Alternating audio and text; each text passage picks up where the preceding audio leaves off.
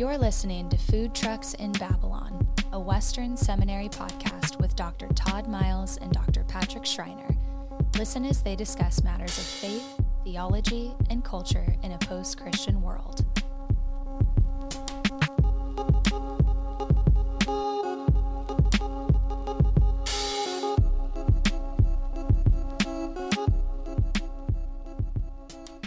Hey, this is Patrick.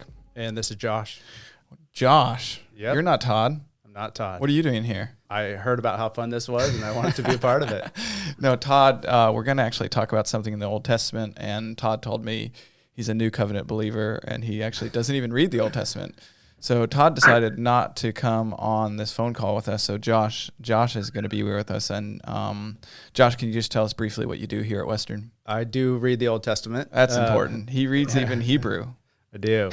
And teaches Hebrew. Teach some Hebrew, teach some Old Testament, New Testament if I need to, if Patrick feels like writing or something and give it. And That's right. There's a need to He's fill his also classes. my boss in some ways. He's the center chair, so True. I have to be very careful this time on this podcast to not say anything against him. Watching every word you say. Exactly. Well, in this episode, we're going to talk about something a little more scholarly. One of the things we want to do on this podcast is not only speak to practical and pastoral issues, but introduce people to maybe new arguments that are coming out in scholarship. And part of the reason we have Josh on here is because we're actually covering something in the Old Testament. We also have on the phone with us here Will Kynes, who's joining us from Alabama, and he's written a new book called An Obituary for Wisdom Literature. Will, thanks for being on with us.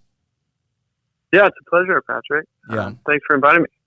Yeah, so we read your book for our THM colloquia. Every semester we read through something that I think is kind of pushing the conversation forward. Since I get to choose the books, I get to decide what I think is pushing the conversation forward in terms of scholarship. And people really enjoyed your book. And so can you just kind of give us a big picture? I just told you the title of the book, our listeners, An Obituary for Wisdom Literature. What are you trying to do in this book? How are you pushing this conversation forward? What's kind of the big picture of what you're trying to do here?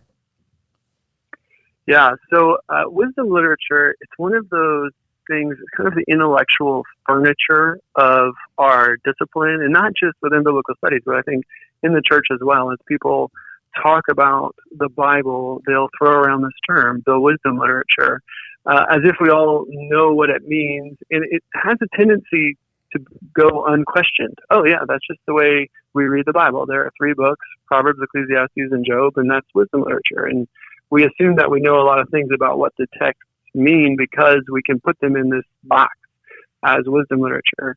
But when I was actually working on my PhD, and it even started when I was doing a master's degree at St. Andrews before that, I started to notice some problems with the category and how it worked. And I decided to start looking more closely at where we got this category and how it developed, why it developed, and what effects it has on interpreting the Bible. And the more I looked into it, the more uncomfortable I got with it. And the crux of the problem, in my view, is as I looked back into the history of interpretation, I found that people didn't talk about wisdom literature as a category of books in early Jewish or Christian interpretation. They had other ways of grouping texts together, and they had other reasons for that. And it's only in the mid-19th century in Germany that this idea starts to appear. And it starts to appear for particular reasons that that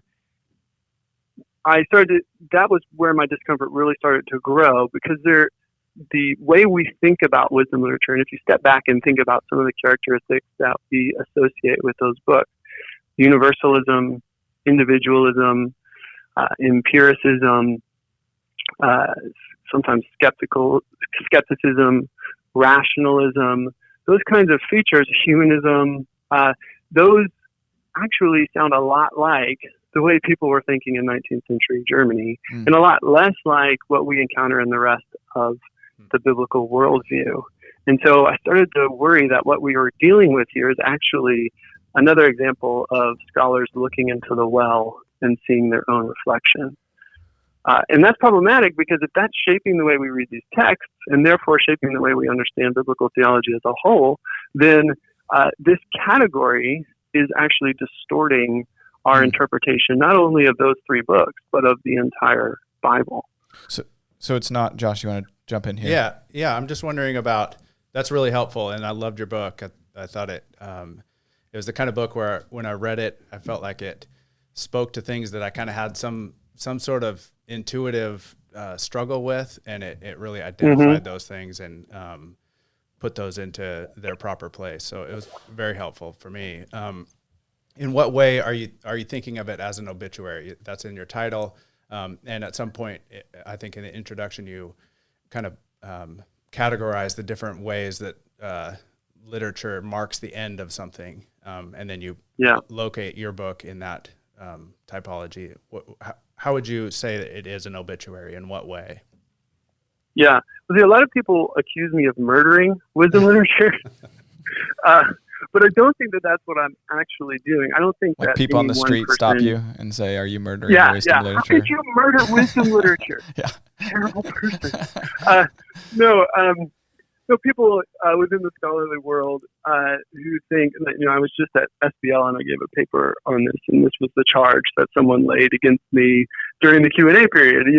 You're actually murdering wisdom literature, and actually, I don't think that's what I'm doing. Obviously, when we're talking about these abstract constructs that we invent as we read the text, something like a genre category like wisdom literature, that only exists in our minds, and it exists in our minds collectively. And so you can't really murder it. No one person can really take it down. What I think I'm actually doing is identifying that discomfort that you mentioned and that I had, and that the field as a whole is increasingly having about this construct, and saying this construct is no longer helpful. It's creating more problems than it solves. And heuristic constructs like these genre categories, they only live to the degree that they help us read text better. And once they stop doing that and actually get in the way of our reading, then I think wisdom literature is already dead. We're just dealing with its final death rattle right now. And it's time for us to move on. And I think when you're dealing with someone who is in denial about the death of someone that they love, one way to help move them through denial is to read with them the obituary of their deceased. Maybe that will help them realize, that he's actually dead and gone. And so that's what I was attempting to do in writing the book. So it's a declaration of what's already happened, or is happening at least.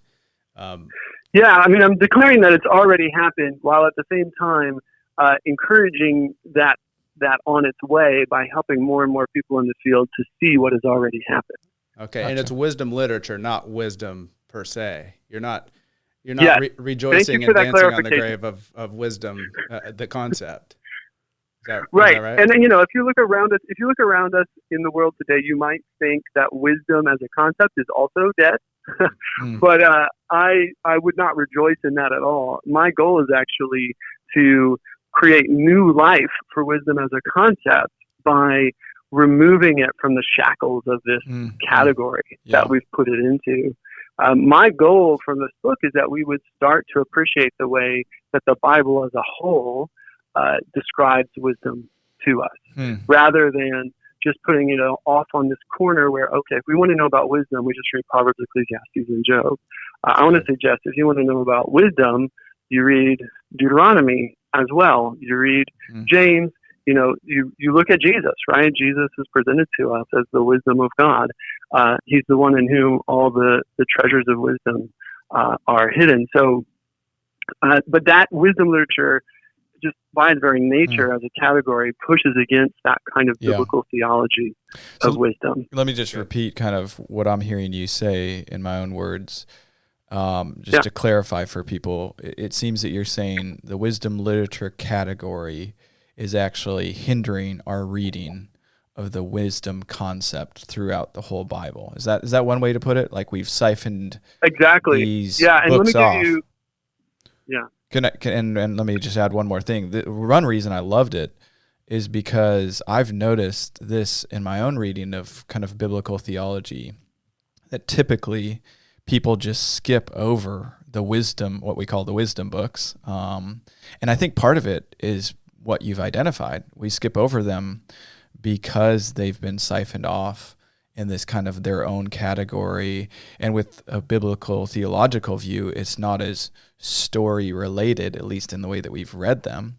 And so we'll talk about Adam and Eve, Abraham, David, and then jump to Jesus. It's just kind of what we do. And so part of my reading of this book was you weren't trying to, again, kill these books. It was actually I think the part of even in the reintegrate. Yeah, it's in the subtitle, right? Yeah. To reintegrate them into the rest of the canon. Exactly. Yeah. I mean, it's been a classic problem in biblical theology, particularly in the 20th century. There's all this work on biblical theology, but people always struggled to integrate the wisdom literature into biblical theology. Mm-hmm. And I think that problem was baked in from the beginning because wisdom literature was defined as something that wasn't interested in the theology of the rest of the Bible, that it was its own separate thing. And I argue in the book that that's because that's exactly what the scholars who invented the category wanted to create. They wanted to create a separate category that fit their own post-Enlightenment worldview better. So let me just give you, I was just going to suggest I give a practical example of what I'm getting at and how reading the biblical text the way that I'm proposing might help us understand things. And this, if you're looking for a book recommendation to read more along these lines, Trimper Longman's book, The Fear of the Lord is Wisdom, is a great book. Now, he disagrees with me on a few things, and that's totally fine.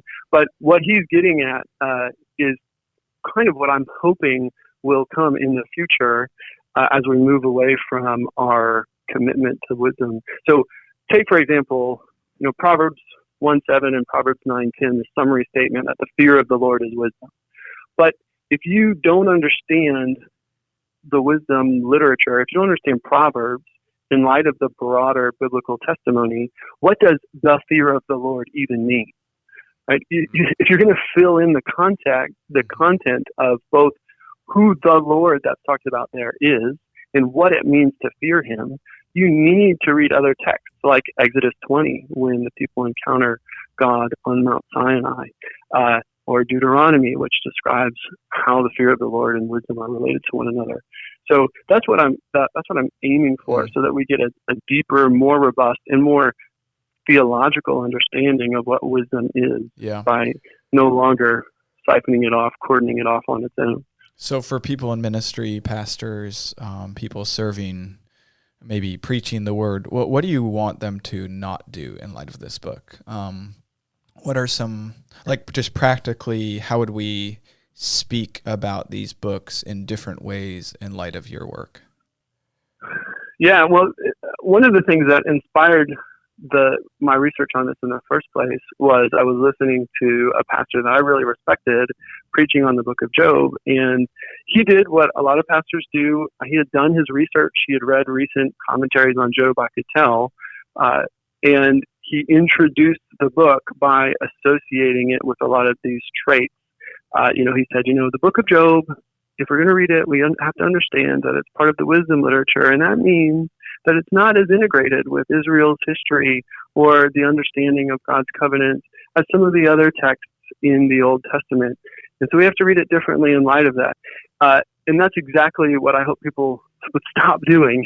That what I would encourage you instead to do is look for the ways that the book of Job fits into broader biblical theology, how it fits into different ideas that we encounter across the Bible, instead of reading it off on its own. Now, what's hard is that if you're a pastor and you're doing some commentary reading to prepare for your sermon, a lot of the stuff that's out there currently is still working with that old paradigm. Yeah. And so but more and more stuff is being written, like Longman's book, that is trying to push past that paradigm and read these books in a more integrated way. And so there will be more, I think there will be more resources for pastors to draw upon. But more than that, I mean, I just think if you're a pastor and you're in the Word all the time, you're going to pick up on some of these connections, and don't let assumptions about what wisdom literature is stop you from pursuing. Hey, Job 1-2 sounds a lot like Genesis 2-3. I see these connections between these passages. Go with it, Right. because I think that, the book of Job is a prime example of how I think the author of the book of Job actually knows a lot of the Old Testament and is using it to make his argument, constantly alluding to other texts.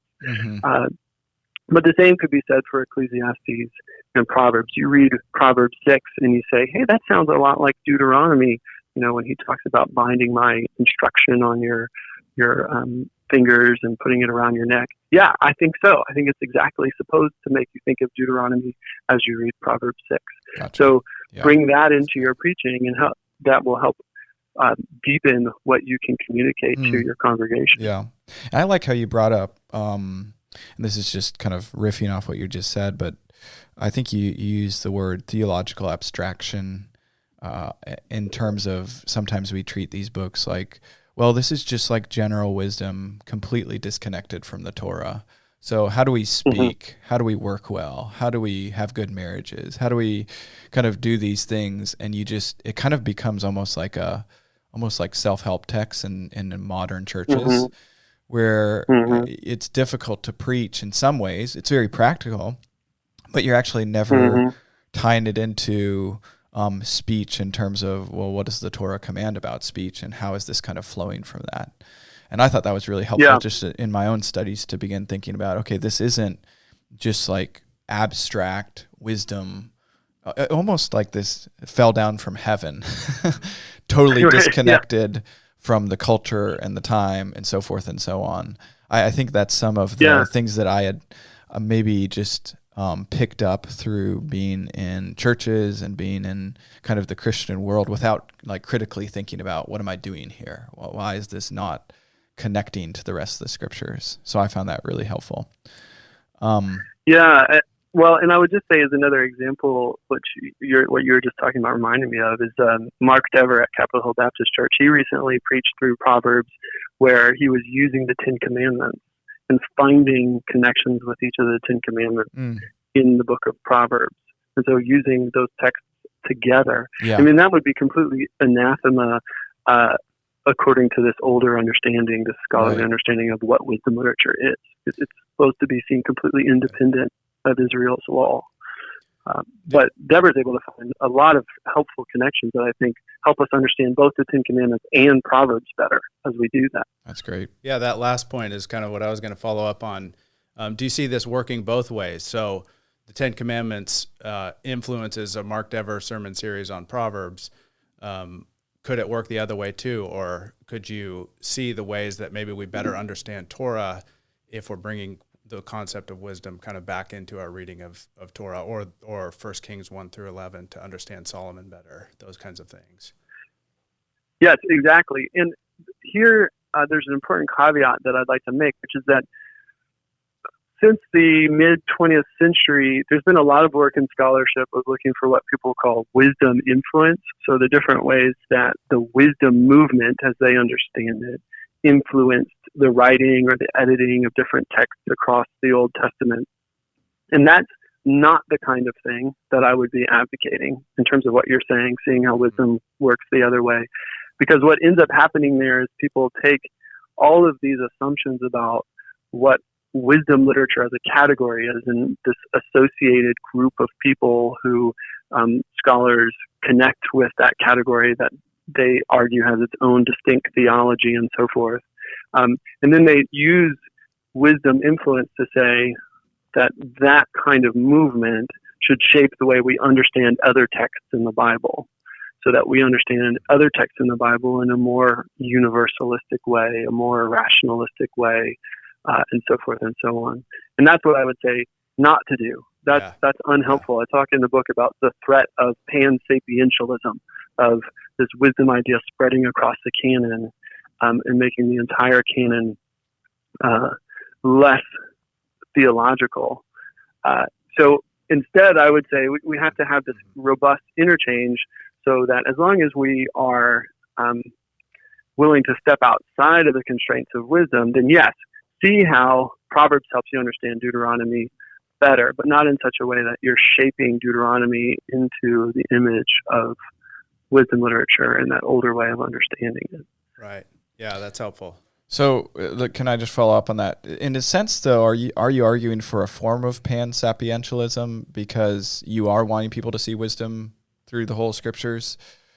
Do you see the distinction I'm getting at? Because for me, I was kind of seeing, like wisdom is everywhere. Wisdom, right. the concept.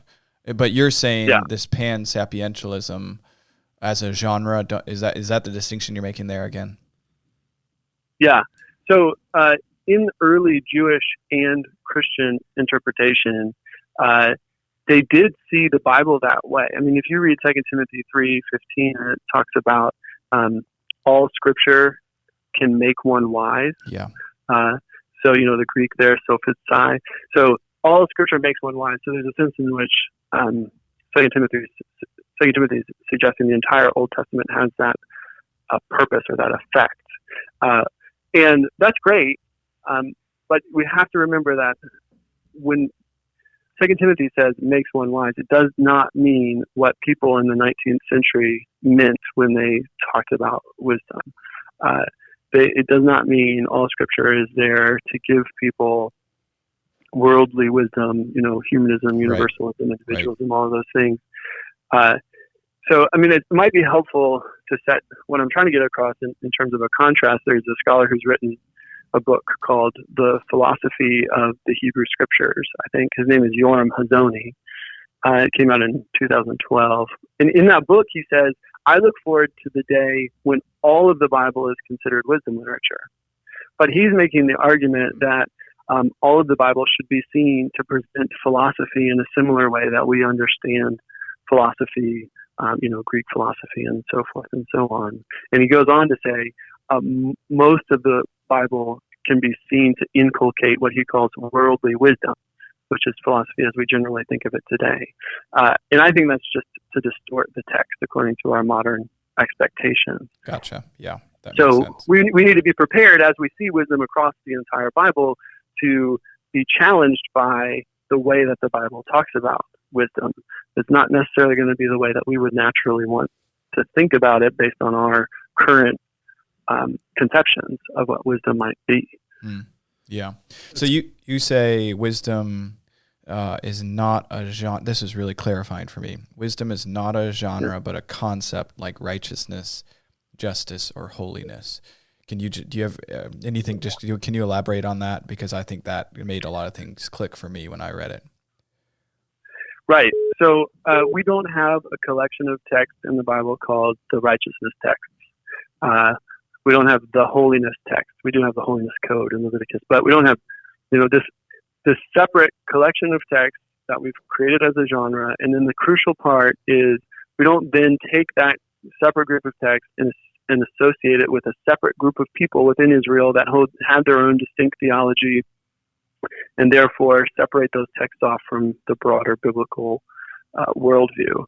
And so I'm arguing, why not just do that with wisdom? In the same way, we shouldn't separate wisdom as a concept off from the rest of the biblical worldview. Right. And so when we're trying to understand righteousness or holiness in the Bible, we look at texts across the canon that address that theme to understand it. We should do the same with wisdom. Okay. Yeah, that makes sense. We're going to take a little break here, but when we come back, we're going to talk about the rise of the wisdom literature category, some weaknesses in it, and then also genre methodology. I'm sure that's what everyone's been waiting for, genre methodology. So we'll be back in a minute.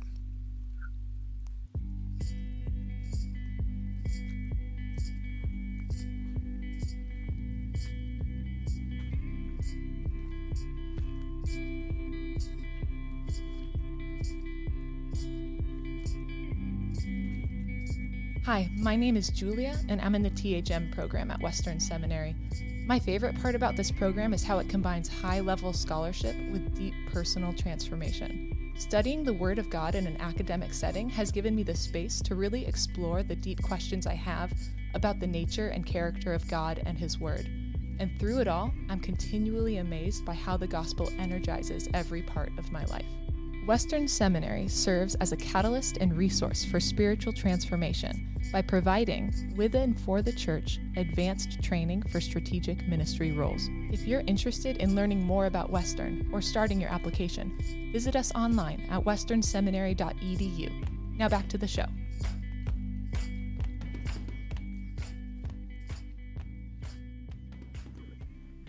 Welcome back from the break.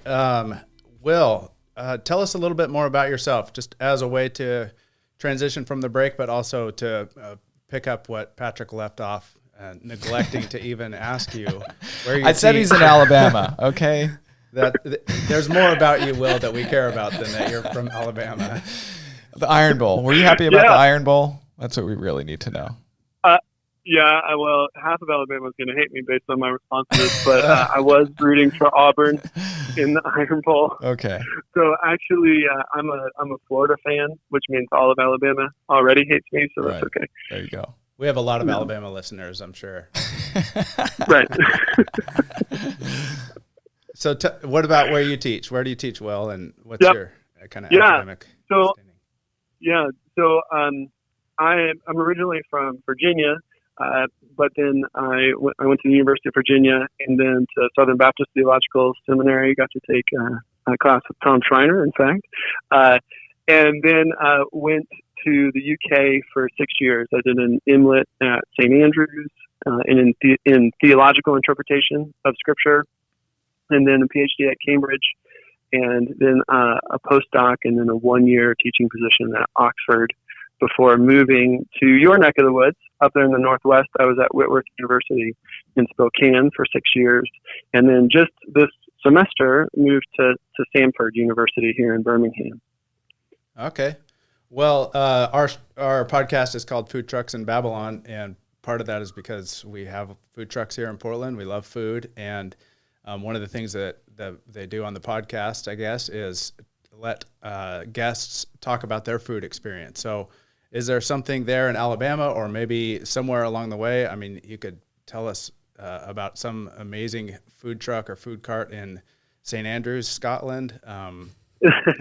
Anything that you want, a food review that would help our listeners if they're in your neck of the woods, or just tell us a little bit about yourself.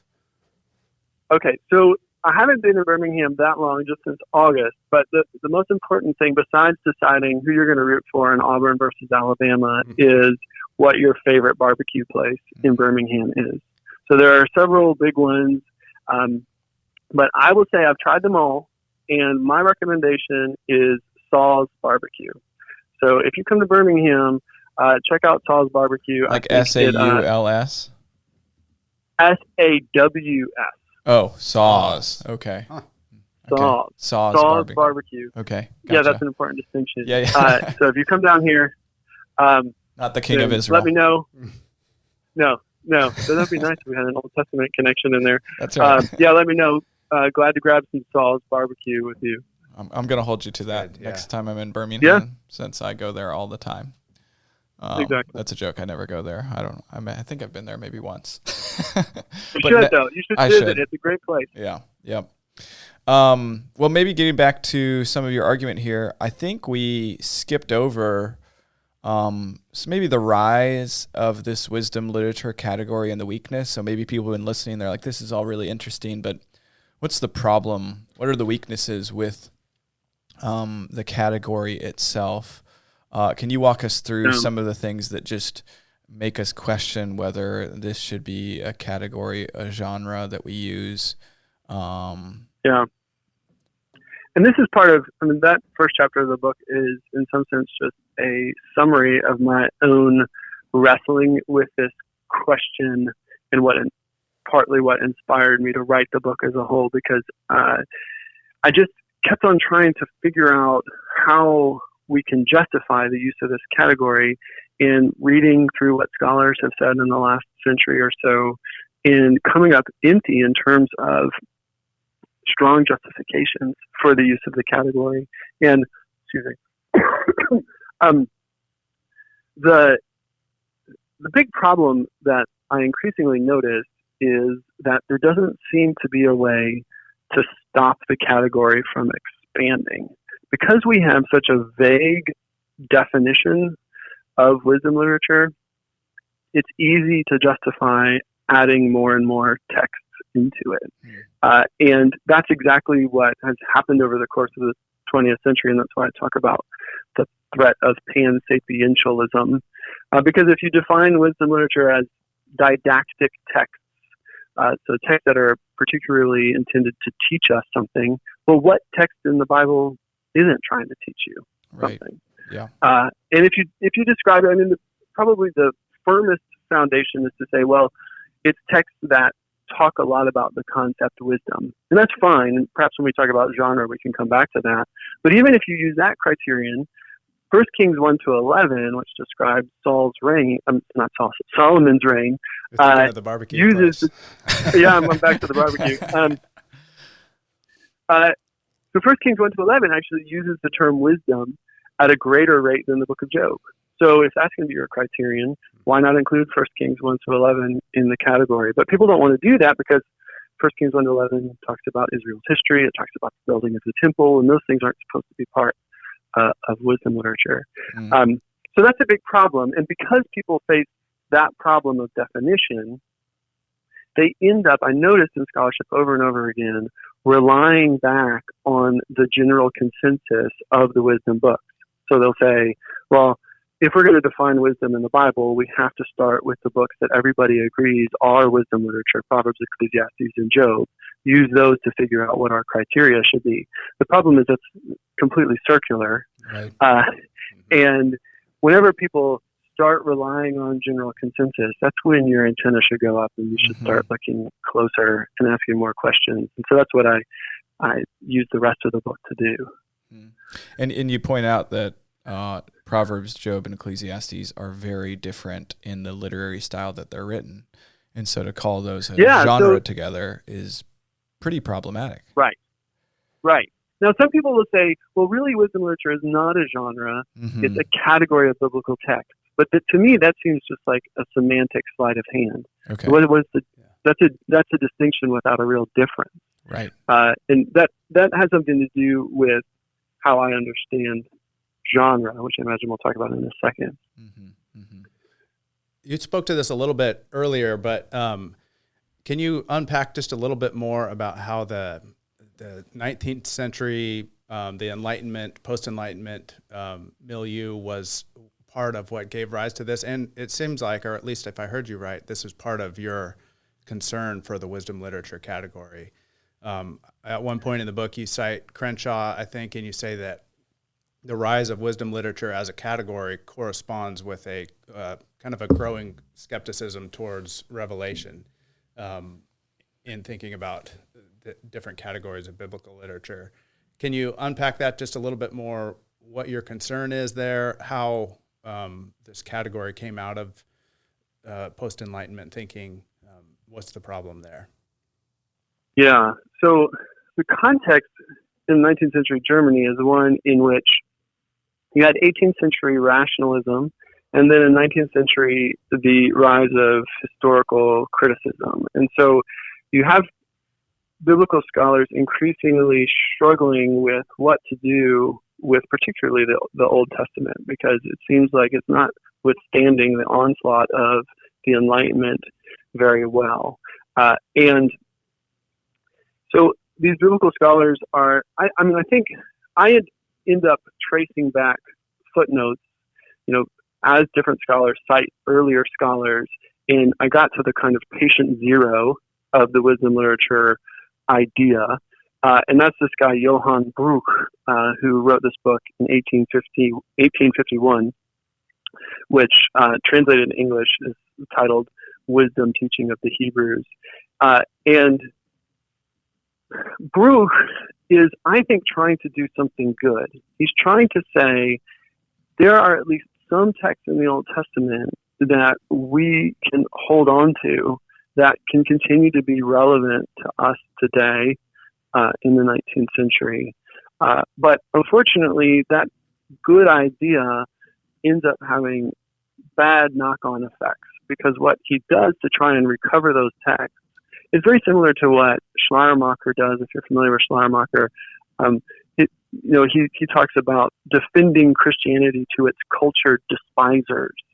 And I mean, this is really a temptation that people still face today, which is, well, if people in the culture around us don't like what this text says, let's reinterpret it or water it down in various ways so that it can fit the mentality of our current day. And I think that's what Bruch is doing with this idea of wisdom literature. And so that's why we get this conception of wisdom literature as, the traits I've been trotting out over and over again: individualistic, rationalistic, humanistic, secular, all of those kinds of things. Because he's trying to say, here are some texts that fit the way that we look at the world. Now, I think he starts with wanting to find that, goes into the biblical text, and finds texts that fit those preconceptions best.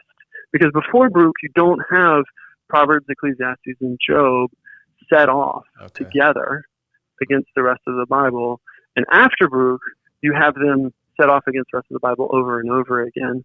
And Bruch talks about the wise men who he thinks are responsible for these books as free thinkers who are willing to set aside Israel's theology, Israel's law, and come afresh at understanding God without all of that extra Israelite baggage, which again sounds a lot like what Bruch himself is doing. And you mentioned Crenshaw. Crenshaw is this influential biblical scholar on wisdom, and he himself acknowledges that wisdom literature often ends up being a mirror of the scholar who is writing about it.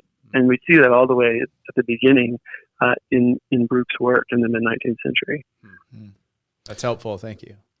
You also do a lot with, because you're dealing with the issue of genre, you do a lot with what genre is and how genre studies are changing and modifying. So can you just tell me, first of all, what is genre, why is it important, and how do you see how people are approaching genre as shifting? Yeah. So the traditional way to understand genre is to see it as a way of categorizing text. So we want to know what kind of text we're dealing with. And so we look and see if we can identify its genre, right? So if you have a fairy tale, you can recognize that it's a fairy tale because it starts once upon a time and it has animals that talk and its protagonist is a princess. And once you've identified it, then you can expect certain things to happen, right? You're going to expect that at the end of the story, everything is going to end happily ever after. The princess and the prince are going to get together and get married. You're not expecting the princess to get arrested for breaking and entering into the home of 7 small people, right? Because that would violate your genre expectations, right? Although that would be a great story. Yes, right. Exactly, because it would break expectations. Exactly. Yes.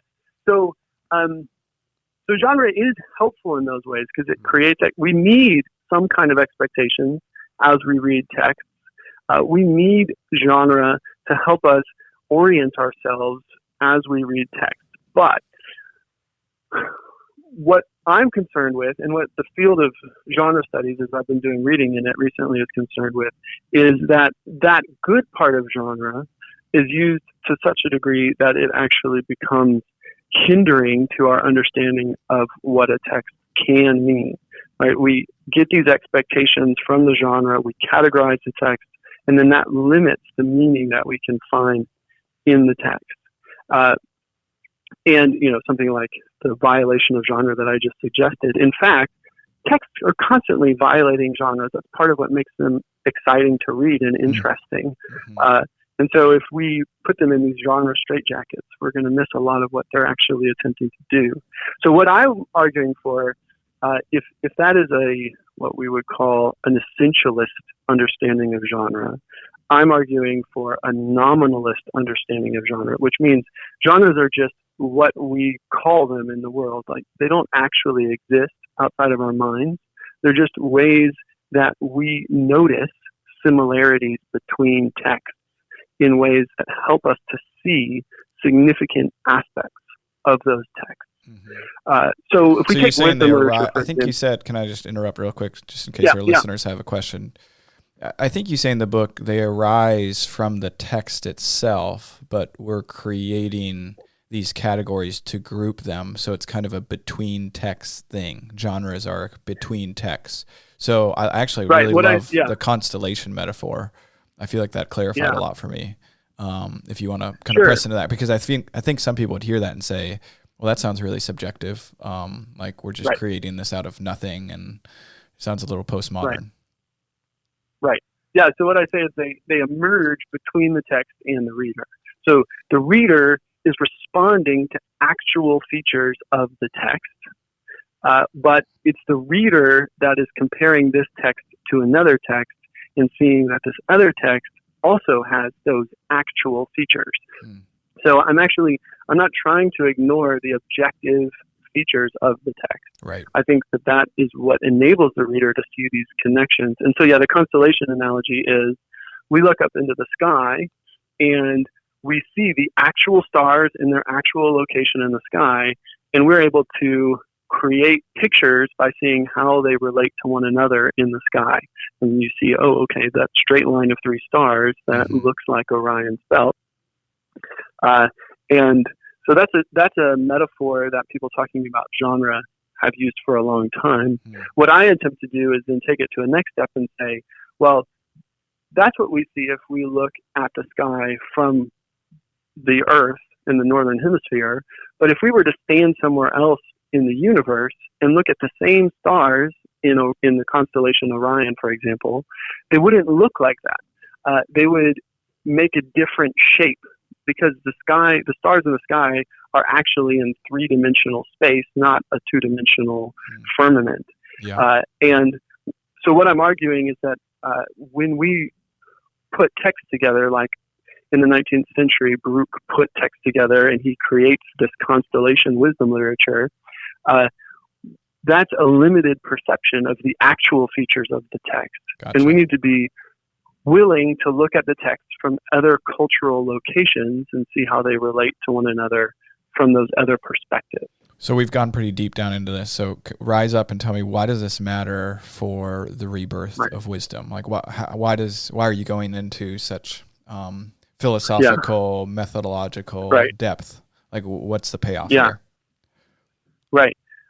So this all started with my work on the book of Job. And Job, I think, has illegitimately been put into the wisdom literature category. And as a result, we miss the many facets of its meaning. And so what I do in the last 3 chapters of the book is I look at Job and then Ecclesiastes and then Proverbs. And I try and say, okay, let's set aside the assumption that these are wisdom literature. Instead, let's listen to how readers throughout history have grouped this text with other texts and noticed significant features of the text as they noticed similarities between them and other texts. And the idea, therefore, is to get a more 3-dimensional, fuller understanding of what each of these texts mean, rather than a 1-dimensional, they're wisdom literature. That's just what they are. And if I want to understand them, I compare. If I want to understand Job, I just compare it to Proverbs and Ecclesiastes. Because then that emphasizes, yes, it helps us see that Job is in some ways pressing on this idea that we get what we deserve, which is what we might conclude from a fairly facile reading of Proverbs. Yeah. But there's way more to the book of Job than just simply that. And each genre, each constellation that we see Job within reveals to us another significant objective feature of the book, whether that's the way that Job laments, whether it's the way that he argues with God, whether it's the way that God reveals himself to Job. All of these different features come to the forefront as we look at the text from different angles with the help of these different genres. So you're saying it's fine to look at these books through the wisdom concept, but we should add more as well. Is that what you're saying? Yeah, exactly. So it's indisputable that these three books talk about wisdom a lot more than most other books in the Bible. I'd want to add 1 Kings 1-11 in there, but yeah, so that's not wrong. Right. It's fine to do that. The problem is when that gets a mind of its own, a life of its own, and that becomes the only way that we read these texts, and especially when we start adding on to that all the extra baggage of 19th century post-Enlightenment thought. Yeah. So I think a lot of people would want something like, how do we describe these books then? Like something to hold on to. If you're preaching, if you're teaching on this, you have to begin somewhere and tell people, okay, this is the way we're going to view this. What advice would you give? Because I think some people could walk away and say, well, this is a little amorphous. It's helpful, but I don't know where to even begin. Like, you see what I'm saying? Like, how would you begin describing these? Because you're arguing for this kind of pluriform, multi-view nature of these texts, which I actually find really helpful. I think you're right, we've been stuck into, okay, it's this genre, so it only means this. But then it kind of, if you go the other way, it kind of leaves us in this murky water of, well, what do we say about this? Any thoughts there? Yeah. And I think this is an issue that came up when I was talking with your students. What I think was really helpful, to a degree, every argument that you make in a book like this is pushing back against one way of doing things. And in order to accomplish that pushing back, you end up often pushing farther in the other direction, right? So what I'm trying to accomplish is break us out of thinking of these books as just one thing. And so I'm trying to push us to think of them as many things. But yes, now you could go in the other direction and never really be able to talk about the texts at all. I thought I might just read for you my conclusion when of the Job chapter, where I try and pull everything together. And you can tell me if you think this is helpful or not. But what I say is, read this way, Job appears as a text which raises important philosophical questions of universal significance. That's the way wisdom would want us to read it. But also one that tackles those questions with the language of worship, expressing itself with poetic power, drawing history within itself, even as it explodes out of it, wrestling with divine covenant and law, meeting the deity in the prophetic realm to accuse him for his absence, dramatically embodying this conflict, narrating an epic conquest over unexplained and unjust suffering, teaching in story and in vitriolic debate, living out lament, initiating a trial between humanity and God, contemplating divine revelation as it cites and parodies it, and placing this all in polyphonic dialogue. So each one of those features of the book emerges out of noticing a genre that readers have put it in the past. So what I'm kind of arguing is the more we do that, the more we understand the features of the book.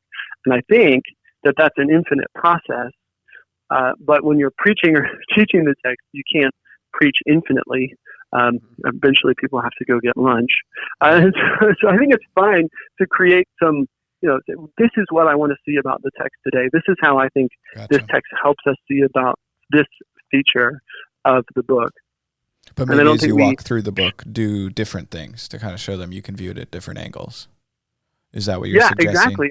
Yeah, and I think that's exactly why we've been given a canon with 66 books in it, rather than one single monolithic text, because we're constantly encouraged to see new features of these texts by reading them together in various ways. So I think that the kind of reading that I'm encouraging is the type of reading that the very form of the canon itself encourages. Yeah, that's good.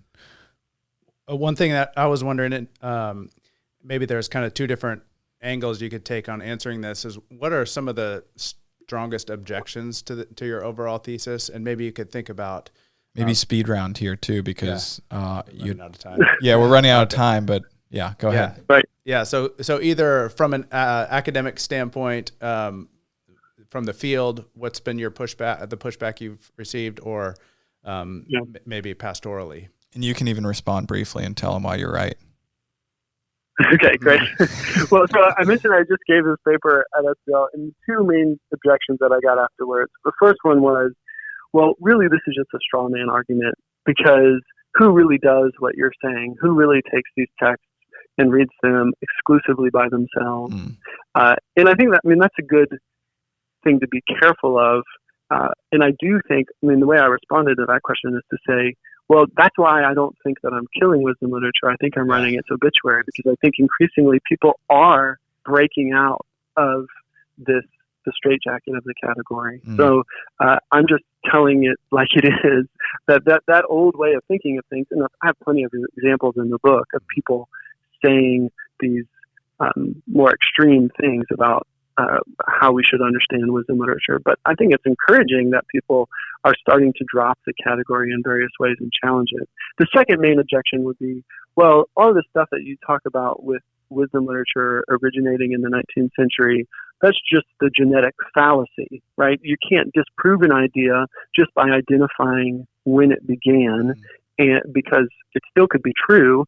Even if Brooke had these concerns that were driving him, he still could have identified something true about the world. And I have to acknowledge that that's true. I don't think identifying where wisdom literature began is a knockdown, drag-out argument that we should stop using it. Right. But I do think that it's really suspicious, and it should make us look more closely at it. And once we start to notice some of these other problems with the text, knowing where it originated from, I think explains a lot of why we have the problems we do with it. Can I just ask one more question to close us off? There's Egyptian texts that people have correlated with this. Do you think that disproves anything? Texts that look in the biblical times kind of like what we call the wisdom literature. What do you say to that objection? Yeah. So first off, Brooke invents wisdom literature in 1851. Those Egyptian and Mesopotamian texts aren't discovered until the late 19th century. So they are put into a classification system that already exists. Interesting. Yeah. Inspired by Brooke. And actually, when you think about it, yes, there are particular Egyptian and Mesopotamian texts that are like Proverbs. There are others that are like Ecclesiastes. There are others that are like Job. But putting them all together in one classification and calling it wisdom, that's an effect of what biblical scholars had already invented in the earlier 19th century. So we don't have any, do we have evidence of those texts being grouped together in any way? We probably just don't have this evidence, but in any way in Mesopotamia or Egypt, like these texts gathered together in any form? Not in a way that sets them apart from other texts of other genres within their cultures. I realize there's a whole host of questions. There's no codex, so forth and so on.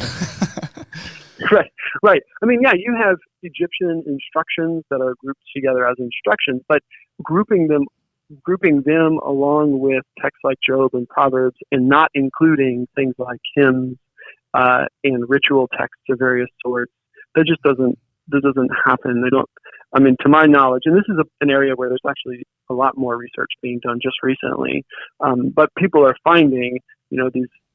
They'll find inscriptions where you have what we would think of as an instruction text right next to a hymn, which suggests that these scribes were reading and writing both kinds of texts together.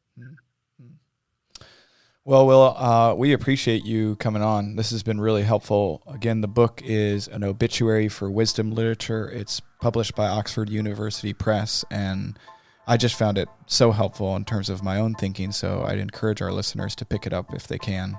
Thanks for coming on and talking to us. Yeah, thanks, Patrick. Thanks, Josh. It's been a real pleasure. Thanks for listening to Food Trucks in Babylon. The music you hear is provided by our friends at Humble Beast Records. If you like the show, please leave us a review and feel free to subscribe. To learn more about Western Seminary, visit us at westernseminary.edu.